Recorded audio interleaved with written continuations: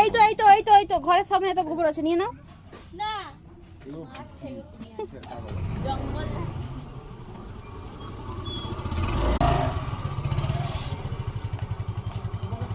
তোকে তো নিয়েই যাবে না বলছে।